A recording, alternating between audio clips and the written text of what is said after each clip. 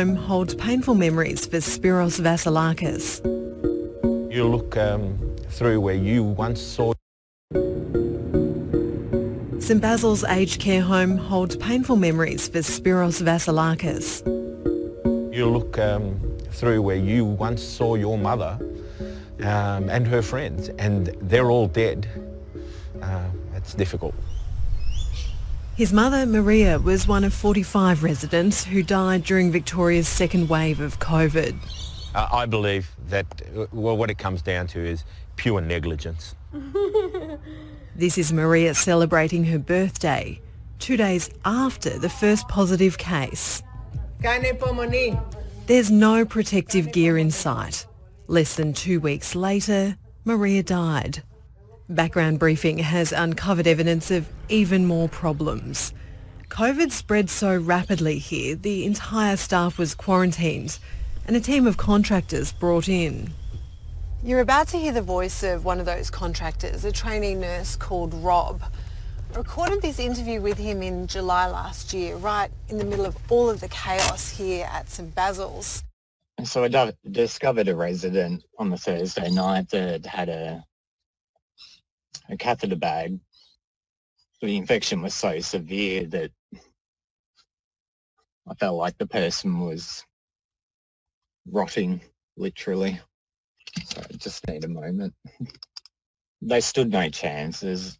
I firmly believe, as do so many others who lost their loved ones here, that all St Basil's was interested in was the money that they were receiving.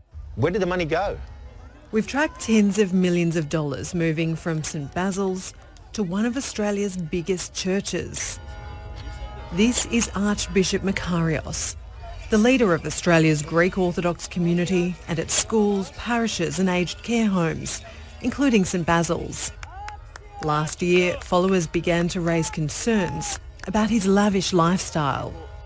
Expensive gold-trimmed ceremonial gowns and a black Holden Caprice with a personalised number plate, plus a $6.5 million luxury apartment in Sydney.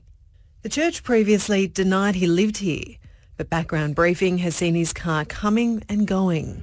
And now the church has confirmed Archbishop Makarios did move in earlier this year. Jason Ward has been analysing St Basil's financial reports. Well, the first thing that jumps out big is massive rent payments to the church itself. I think it's over $21 million over an 8-year period. A commercial real estate agent says that's more than twice the going rate. Over an 8-year period, we can see that they paid at least $1 million in fees. That's $22 million in total. During the same period, it received nearly $73 million from the government to provide aged care services. This is taxpayer dollars that are intended to provide high-quality care for Australia's elderly, some of its most vulnerable residents, ending up in the hands of the church. When it comes to who do I and the families see as responsible, it's the Archdiocese. St Basil's and the Archdiocese declined to comment, but for Spiros Vasilakis, he can't forgive them. Ashlyn McGee, ABC News.